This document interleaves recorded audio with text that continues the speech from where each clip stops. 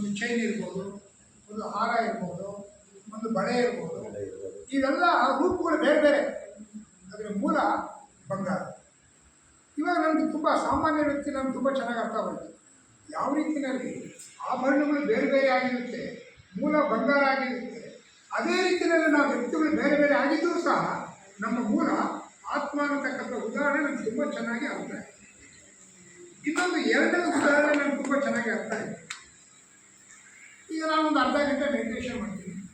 ಈ ಮಂಜುನಾಥ ಶಿವಣ್ಣ ಮೆಡಿಟೇಷನ್ ಮಾಡ್ತಾನೇ ಇರ್ತಾರೆ. ನನಗೆ ಅರ್ಥ ಆಗಲಿಲ್ಲ ಯಾಕೆ ಕೃಷ್ಣಂದು ಮೆಡಿಟೇಷನ್ ಮಾಡ್ತಾರೆ ಅಂತೇಳಿ. ಈಗ ನಮ್ಮ ಮನೆಯವರು ಇದ್ದಾರೆ, ಅರ್ಧ ರಾತ್ರಿ ಎದ್ದು ಕುತ್ಕೊಬಿಡ್ತಾರೆ, ಮೆಡಿಟೇಷನ್ ಮಾಡ್ತಾನೆ ಇರ್ತಾರೆ. ಅರ್ಥ ಈಗ ನನಗೆ ಆಯಿತು. ಅಲ್ಲಿ 5 ರೂಪಾಯಿ ನೋಟಿದೆ, 10 ರೂಪಾಯಿ ನೋಟಿದೆ, 100 ರೂಪಾಯಿ ನೋಟಿದೆ, 500 ರೂಪಾಯಿ ನೋಟಿದೆ. ನಾನೇನು ಮಾಡ್ತೀನಿ, 5 ರೂಪಾಯಿ 10 ರೂಪಾಯಿ ನೋಡ್ಬಿಟ್ಟು ಖುಷಿ ಆಗ್ಬಿಡ್ತೀನಿ. ಈ ಶಿವಣ್ಣ ಮುಂದಿನ ಟಾರ್ಗೆಟ್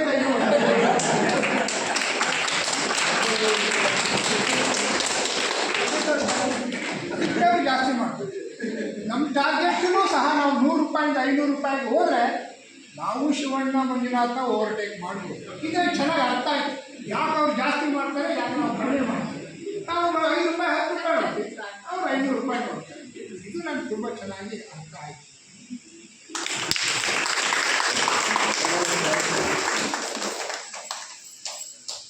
ಇರೋದ್ರಿಂದ ಸಾರು ಹೇಳಿದ್ರಲ್ಲಿ ಇನ್ನೊಂದು ನನಗೆ ಏನಿರ್ತದೆ ಅಂದರೆ ಮೆಟ್ಲತ್ತು 1ನೇ ಮೆಟ್ಲು ಬಿಟ್ಟರೆ 3ನೇ ಮೆಟ್ಲು ನೋಡ್ಬೋದು. ಅದು ತುಂಬ ಚೆನ್ನಾಗಿದೆ. ಯಾಕೆಂದರೆ ನಾವು ಎಷ್ಟಕ್ಕೂ ಅಂದ್ಕೊಂಡ್ಬಿಟ್ಟಿದ್ದೀವಿ, ಆ ಒಂದು ಬಿಟ್ಟರೆ ಇನ್ನೊಂದಕ್ಕೆ ಹೋಗೋದಕ್ಕೆ ಅನುಕೂಲ ಆಗುತ್ತೆ. 1ನೇ ಮೆಟ್ಲು ಬಿಡೋಕ್ಕೆ ಇಷ್ಟ ಆಗಲ್ಲ, 3ನೇ ಮೆಟ್ಲು ಹಂಗೆ ಹತ್ತೋದು ತುಂಬ ಚೆನ್ನಾಗಿದೆ ಸಾರು. ಹಾಗಾಗಿ ನಾವು ಆ ಮೇಲಕ್ಕೆ ಆ ಇನ್ನತ್ತೆ ಎಲ್ಲಿ ಗುರಿ ಇದೆಯೋ ಅದನ್ನು ಸಾಧಿಸ್ಬೇಕು ಅಂದರೆ ಒಂದೊಂದೇ ನಮ್ಮಲ್ಲಿರುವ ನೆಗೆಟಿವ್ ಪಾಯಿಂಟ್ಸನ್ನ ಇರ್ತಾ ಇದ್ದರೆ ಅದಕ್ಕೆ ಸಿಕ್ಕದೆ ಮುಂದೆ ಹೋಗ್ಬೋದು. ಇನ್ನೊಂದು ಸಾರು ಹೇಳಿದ್ರಲ್ಲ, ಸಾಧನೆ ಕಡಿಮೆ ಮಾಡಿದಷ್ಟು ಆವತ್ತಿಂದ ಆವತ್ತು ಕಸ ಗುಡಿಸ್ಬೋದಷ್ಟೇ. ಇನ್ನು ಕಸನೇ ಬರಬಾರ್ದು ಅಂದರೆ ಹೆಚ್ಚು ಸಾಧನೆ ಮಾಡಬೇಕಂತ ಆ 2 ಪಾಯಿಂಟ್ ತುಂಬ ಚೆನ್ನಾಗಿದೆ. ಸಾರು ಹೇಳಿದ್ರಲ್ಲ, 1ನೇ ಮೆಟ್ಲಿಗೆ 3ನೇ ಮೆಟ್ಲಿಗೆ ಹೋಗ್ಬೇಕಂದ್ರೆ 1ನೇ ಮೆಟ್ಲು ಬಿಡಬೇಕು ಅಂತೇಳಿ, ಅದು ಬರೀ ಧ್ಯಾನಕ್ಕೆ ಒಂದಕ್ಕೆ ಅಷ್ಟೇ ಅನ್ವಯ ಆಗೋದಿಲ್ಲ. ಜೀವನದಲ್ಲಿ ಸಾಧನೆ ಮಾಡಬೇಕು, ಬೆಳವಣಿಗೆ ಮಾಡಬೇಕು, ಹೆಚ್ಚು ಬೆಳಿಬೇಕು ಅಂತಂದರೆ ಅದಕ್ಕೂ ಸಹ ಅನ್ವಯ.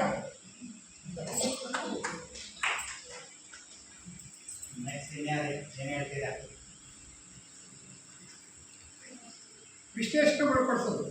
ಸಾರ್ ಮಾತಾಡಿರೋದು ವಿಶ್ಲೇಷಣೆ ಒಳಪಡಿಸೋದು. ಖಂಡಿತ ಅದು ಮಂಥನ ಆಗಬೇಕು.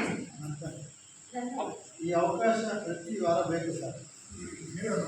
ದೇಹ ನಾವನ್ನ ಬರೀ ನಮ್ದು ಆತ್ಮ ಅಂತ ಇಲ್ಲಂದ್ರೆ ನಾವು ದೇಹಕ್ಕೆ ಪ್ರಾಮುಖ್ಯತೆ ಕೊಡೋದ್ರೆ ನಮ್ಮ ದೇಹ ನಚಿಸ್ಕೊಂಡು ಹೋಗ್ಬೇಕಲ್ಲ. ನಾವು ದೇಹಕ್ಕೆ ಪ್ರಾಮುಖ್ಯತೆ ಕೊಡಲೇಬೇಕು. ನಮ್ಮ ಆತ್ಮ ಕಾಪಾಡಬೇಕು ಅಂತ ಹೇಳಿದ್ರೆ ದೇಹನ ನಾವು ಅದ್ರ ಬಗ್ಗೆ ಆತ್ಮ ಇರೋದಿಲ್ಲ ಅಂತಾರೆ. ಅಲ್ಲ, ದೇಹ ಇಲ್ಲಿ ಏನು ಅಂದರೆ ಯಾವುದು ಬೇಡ ಅಂತ ಹೇಳಲ್ಲ. ಆದರೆ ಒಂದು ಕಡೆ ಎಲ್ಲದಕ್ಕೂ ಅದರದೇ ಆದಂಥ ರೆಸ್ಪೆಕ್ಟ್ ಕೊಡಬೇಕು, ಹಿಂಸೆ ಕೊಡಬಾರ್ದು ಅಂತ ಹೇಳ್ತೀವಿ. ಧ್ಯಾನದಲ್ಲಿ ನಾವು ಹೇಳ್ತೀವಿ ಸುಖ ಸ್ಥಿರ ಆಸನ. ಏನಕ್ಕೆ ಹೇಳೋದು? ಹಠಯೋಗದಲ್ಲಿ ಬೇರೆ ಹೇಳ್ತೀವಿ. ಇಲ್ಲಿ ಅದಿಲ್ಲ. ದೇಹವನ್ನ ಒಂದು ಇನ್ಸ್ಟ್ರೂಮೆಂಟ್ ಆಗಿ ಬಳಸಬೇಕು, ಒಂದು ಇನ್ಸ್ಟ್ರೂಮೆಂಟ್ ಆಗಿ ಬಳಸಬೇಕು. ಇನ್ಸ್ಟ್ರೂಮೆಂಟ್ಗೆ ಏನು ಕೊಡಬೇಕು ಅಷ್ಟು ಕೊಡಬೇಕು. ದೇಹ ಚೆನ್ನಾಗಿರಬೇಕು, ಆರೋಗ್ಯವಾಗಿರಬೇಕು, ಶುದ್ಧಿ ಇರಬೇಕು, ಲವಲವಿಕೆಯಿಂದ ಇರಬೇಕು. ಅದಕ್ಕೆ ಏನು ಬೇಕೋ ಅದನ್ನ ಮಾಡಬೇಕಷ್ಟೇ. ಇವಾಗ ನಾವು ಊಟ ಮಾಡ್ತೀವಲ್ವಾ, ನಿಜವಾಗ್ಲೂ ಏನಕ್ಕೋಸ್ಕರ ಊಟ ಮಾಡ್ತಾ ಇದ್ದೀವಿ? ಅಲ್ಲಲ್ಲ, ನಮಗೆ ಶಕ್ತಿ ಬೇಕಂತನಾ? ಶಕ್ತಿ ಬೇಕು ಅಂತಲೇ ಖಂಡಿತ 100% ಅಲ್ಲ. ನಾವು ತಿನ್ನೋದ್ರಲ್ಲಿ ಶಕ್ತಿನೂ ಇಲ್ಲ, ಅಷ್ಟೊಂದು ಬೇಕಿಲ್ಲ. ನಾವು ನಾಲ್ಗೆ ಚಪ್ಪಲಿಕ್ಕೆ ಊಟ ಮಾಡ್ತಾ ಇದ್ದೀವಿ. ಜಾಸ್ತಿ ನಾಲ್ಗೆನ ಸ್ಯಾಟಿಸ್ಫೈ ಮಾಡೋದಕ್ಕೆ ಏನೋ ತಿಂತಾ ಇದ್ದೀವಿ ಅಂದರೆ ನಮಗೆ ಬೇಕಾಗಿರೋ ಶಕ್ತಿ ಒಂದು ಹಿಡಿಯಷ್ಟು ಸರಿಯಾಗಿರೋ ತಗೊಂಡ್ರೆ ಸಿಗುತ್ತೆ. ಹಾಗಾಗಿ ನಾವು ದೇಹಕ್ಕೆ ಕೊಡಬೇಕಾಗಿರೋದಕ್ಕಿಂತ ಜಾಸ್ತಿ ಪ್ರಾಮುಖ್ಯತೆ ಕೊಟ್ಟಾಗ ಏನಾಗುತ್ತೆ, ವಿಶ್ವೇಶ್ವರಯ್ಯವರು ಹೇಳೋದು, ನಮ್ಮಲ್ಲಿರೋ ದುಡ್ಡನ್ನ ಬೇಡವಾದಕ್ಕೆ ಜಾಸ್ತಿ ಬಳಸ್ಬಿಟ್ರೆ ಬೇಕಾಗಿರೋದಕ್ಕೆ ಇರೋದಿಲ್ಲ. ನಾವು ದೇಹಕ್ಕೆ ಹೆಚ್ಚು ಪ್ರಾಮುಖ್ಯತೆ ಕೊಟ್ಟಾಗ ಈ ಸಾಧನೆಗೆ ನಮ್ಮ ಹತ್ರ ಟೈಮು ಇರೋಲ್ಲ, ಶಕ್ತಿನೂ ಇಲ್ಲ. ಹಾಗಾಗಿ ಎಷ್ಟು ಬೇಕು ಅಷ್ಟೇ ಕೊಟ್ರೆ ಅವ್ರು ಎಲ್ಲಿ ಬೇಕೋ ಅಲ್ಲೇ ಇರ್ತಾರೆ, ಇಲ್ಲಾಂದ್ರೆ ಅವರು ನಮ್ಮ ಮೇಲೆ ಕೊಡ್ತಾರೆ.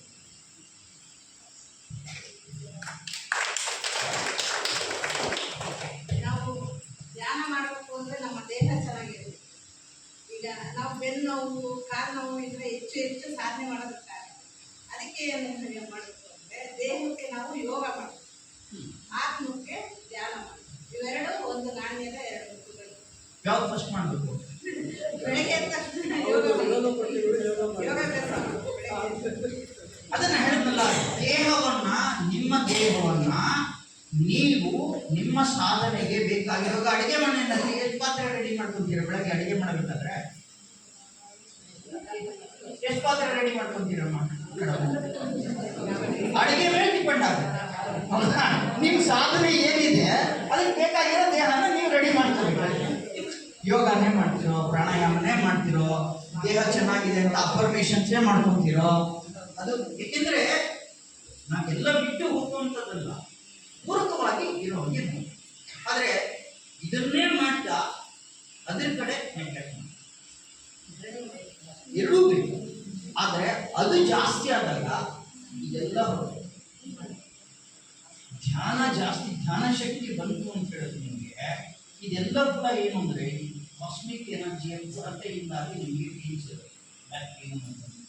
ತುಂಬ ಮಾಡಿದ್ರೆ ಧ್ಯಾನ ಕಷ್ಟ ಆಗುತ್ತೆ. ಧ್ಯಾನದಲ್ಲಿ ಹೇಳ್ತಿಲ್ಲ, ಸ್ಟಾರ್ಟಿಂಗಲ್ಲಿ ಬಂದಿದೆ ಅಂದರೆ ಸಂತೋಷ ಕೊಡಬೇಕು, ನಾನು ಚೆನ್ನಾಗಿ ಮಾಡ್ತಾ ಇದ್ದೀನಿ ಧ್ಯಾನ ಅಂತ, ವರ್ಕ್ ಆಗ್ತಾ ಇದೆ ಅಂತ. Illness is a sign of good health. ಅನಾರೋಗ್ಯ ಆರೋಗ್ಯದ ಲಕ್ಷಣ.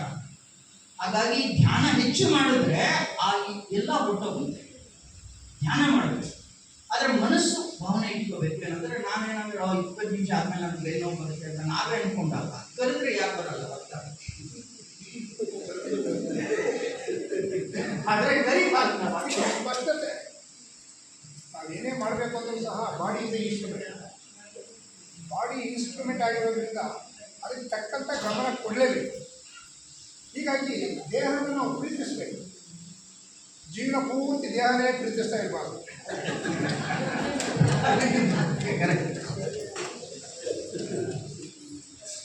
ಎಸ್ ಮಾಸ್ಟರ್ಸ್, ಎಲ್ಲರೂ ಮಾಸ್ಟರ್ ಆಗಿದ್ದೀರಿ ಅಂತ ಬರ್ತಾ ಇದ್ದಾರೆ, ಮಾಸ್ಟರ್ ಆಗಿದ್ದೀರಿ ಅಲ್ವಾ? ಸಾಧನೆ ಮಾಡ್ತಾ ಇರೋದ್ರಿಂದ ಆ ದಾರಿಯಲ್ಲಿ ಸಾಗೋದ್ರಿಂದ ನಮಗೆ ಪ್ರಶ್ನೆ ಇಲ್ಲಾಂದ್ರೆ ಪ್ರಶ್ನೆಗಳಿಲ್ಲ. ಓಕೆ, ಸೊ ಒಟ್ಟಲ್ಲಿ ಪ್ರತಿದಿನ ಪ್ರತಿಯೊಬ್ಬರು ಹೆಚ್ಚು ಹೆಚ್ಚು ಧ್ಯಾನ ಮಾಡಿ. ಓಕೆ, ದೇಹ ಬೇಕೇ ಬೇಕು. ಈ ಭೂಲೋಕಕ್ಕೆ ಬಂದ ದೇಹ ಬೇಕೇ ಬೇಕು. ಆ ದೇಹವಿದ್ದರೆ ಮಾತ್ರ ಆತ್ಮ ಒಳಗೆ ಬರುತ್ತೆ. ಆತ್ಮದ ಆವಾಸ ಸ್ಥಾನ ದೇಹ. ಓಕೆ, ಈ ಆತ್ಮದ ಆವಾಸ ಸ್ಥಾನ ದೇಹ ಅಂತ ತಿಳ್ಕೊಂಡು ಬರೇ ದೇಹದಲ್ಲೇ ಇದ್ದರೆ ನಾವೇನಾಗ್ತೀವಿ? ಅವ್ರು ಬೇರೆ, ಇವ್ರು ಬೇರೆ, ಅವ್ರು ಹಿಂಗೆ, ಇವ್ರು ಹಿಂಗೆ, ಅವ್ರು ಚೆನ್ನಾಗಿದ್ದಾರೆ, ಇವ್ರು ಚೆನ್ನಾಗಿಲ್ಲ, ಬರೀ ದ್ವಂದ್ವಗಳಲ್ಲೇ ಇರ್ತಾರೆ. Yes sir. ನೆಕ್ಸ್ಟ್ ಸ್ಟೆಪ್ಪು ಮನಸ್ಸಿನ ಸ್ಥಿತಿ. ಮನಸ್ಸಿನ ಸ್ಥಿತಿ ಏನು ಮಾಡುತ್ತೆ? ಇವ್ರು ಒಳ್ಳೆಯವರು, ಅವ್ರು ಕೆಟ್ಟವರು, ಅವ್ರು ಸರಿ ಇಲ್ಲ, ಇವ್ರು ಸರಿ ಇದ್ದಾರೆ, ಹೌದಲ್ವಾ? ಅದಕ್ಕೇನು ಹೇಳ್ತಾರೆ? ಅದೇ ಭಗವದ್ಗೀತೆಯಲ್ಲಿ ನಿರ್ಯೋಗಕ್ಷೇಮ. ನೀನು ಯೋಗಕ್ಷೇಮದ ಕತೆ ಬಿಟ್ಬಿಡು, ಒಳ್ಳೆಯದು ಕೆಟ್ಟದ್ದು ಬಿಟ್ಬಿಡು. ನಿರ್ಯೋಗಕ್ಷೇಮದ ಬಗ್ಗೆ ನೀನು ಸರಿಯಾಗಿ ತಿಳ್ಕೊ, ಅವಾಗ ನೀನು ಮನಸ್ಸು ಕೇಳ್ತೀಯ, ಮುಂದಕ್ಕೆ. ಅದಕ್ಕೆ ಮನಸ್ಸಿನ ಶಾಂತ ಸ್ಥಿತಿ ಧ್ಯಾನ, ಮನಸ್ಸಿನ ಪೂರ್ಣವಾದಂತಹ ಸಮಸ್ಥಿತಿ ಇದೆಯಲ್ಲ, ಸಮಾಧಿಯ ಸ್ಥಿತಿ. ಆ ಸಮಾಧಿ ಸ್ಥಿತಿ ಹೋಗ್ಬೇಕಂದ್ರೆ ನೀನು ಆ ಮನಸ್ಸಿನ ಸ್ಥಿತಿಯ ಧಾರಣೆ ಮಾಡಬೇಕು, ಚಿತ್ತ ಧಾರಣೆ ಮಾಡಬೇಕು. ಅದಕ್ಕೆ ಯೋಗಿಗಳು ಏನ್ ಮಾಡ್ತಾರೆ? ಯಾವ ಕ್ಷಣ ಬೇಕಾದ್ರೂ ಸಮಾಧಿ ಸ್ಥಿತಿಗೆ ಹೋಗ್ತಾರೆ. ಯಾಕೆಂದ್ರೆ ಅವರ ಸಾಧನೆಯ ಧಾರಣೆ ಮಾಡಿರ್ತಾರೆ. ಆದ್ರೆ ನಾವು ಈ ಪ್ರಪಂಚದಲ್ಲಿದ್ದೀವಿ, ಈ ಪ್ರಪಂಚದ ಕೊಳಕುಗಳಲ್ಲಿ, ಒಡೆತುಗಳಲ್ಲಿ ಕುಂತ್ಕೊಂಡಿದ್ದೀವಿ. ಅಂತ ಹೇಳಿದಾಗ ಎಲ್ಲ ಧ್ಯಾನ ಮಾಡಿದ್ರೆ